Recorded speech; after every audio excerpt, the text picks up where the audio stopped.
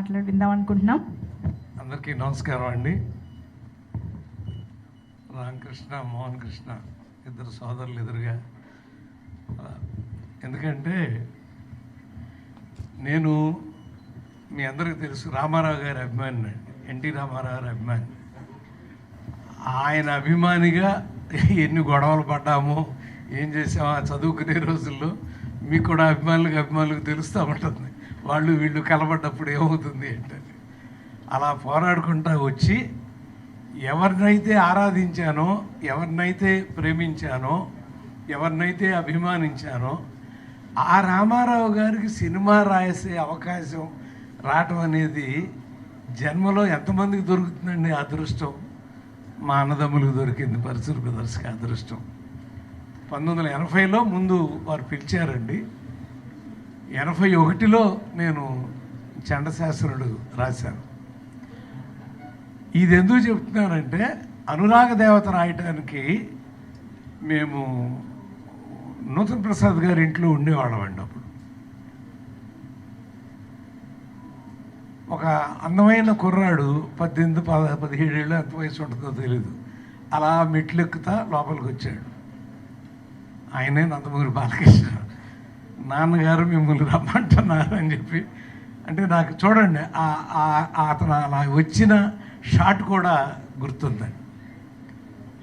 అలాంటి ఒక అద్భుతమైనటువంటి బాలకృష్ణ అంటే ఒక్కొక్క హీరోకి ఒక బాడీ లాంగ్వేజ్ ఉంటుందండి. ఆ బాడీ లాంగ్వేజ్కి వాళ్ళు కాకుండా ఇంకొక హీరోకి మీరు ఎందుకు రాయలేదండి అని అడుగుతారు కొంతమంది. వాళ్ళ బాడీ లాంగ్వేజ్ కాదండి అని చెప్తాం మేము. ఎందుకంటే చూడండి, నేను గట్టిగా తొడగొడితే ఆ సౌండ్కి చస్తావురా అంటే భయంకరంగా లేచి డ్యాన్సులు ఆడుతున్నారు వాళ్ళు. కొట్టు చూద్దామని ఎవడు అల్లా మరి అంటే నమ్మారనమాట. ఇతను కొడితే అదే జరుగుతుంది అని నమ్మాలి. ఆ వ్యక్తిని చూస్తే నమ్మారు. అలాగే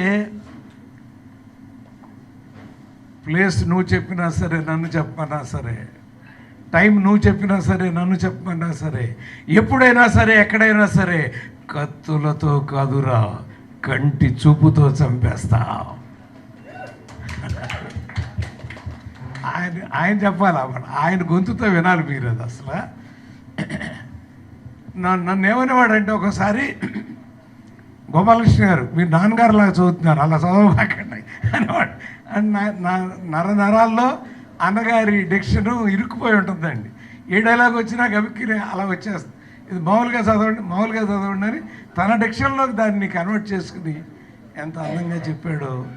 సమరసింహారెడ్డి కానివ్వండి, నరసింహనాయుడు కానివ్వండి, లక్ష్మీ నరసింహ ఒకటా ఎన్ని చిన్న మొదలైన కాడి నుంచి బహుశా ఆయనకి 32 సినిమాలో ఎన్నో రాస్తే 26, 27 మా కోదండరామరెడ్డి గారు, అనసూయమ్మ గారు అల్లుడు ఎంత పెద్ద హిట్ మీ అందరికీ తెలుసు. రాసిన ప్రతి సినిమా సక్సెస్ ఏనండి. అంటే అలా ఆ కథని మొయ్యగలిగిన బలం ఆ హీరోకు ఉంటేనే మనం రాసిన డైలాగు, మనం రాసిన కథాకథనాలు పండుతాయి అనేది నిరూపించిన వాడు మా బాలయ్య. 50 ఏళ్ళు పూర్తి చేసేసుకున్నాడంటే గవికి నేను 50 చూడగానే 50 ఏళ్ళ వయసు వచ్చిందన్నంత అనుమానం వచ్చిందండి గవికి. ఇదేంటి ఇప్పుడు 50 ఏళ్ళు రావడం, అతని నటనకి 50 ఏళ్ళు రావడం.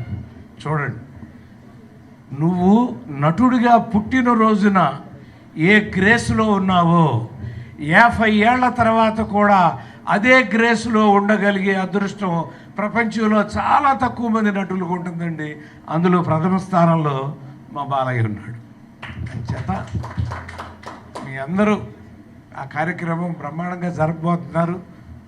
మా ప్రసన్న, మా దాము గారు, వాళ్ళందరూ కూడా అన్ని యూనియన్లని కలుపుకుని, మా 24 యూనియన్లు కలుపుకుని, మొత్తం అసోసియేషన్లన్నీ కలుపుకుని, మూవీ ఆర్టిస్టులను కలుపుకుని ఒక గొప్ప, ఎందుకంటే చాలా తక్కువ మంది అలాంటివి సాధించగలరు కాబట్టి అది ప్రపంచీకరించబడాలి అంటారండి.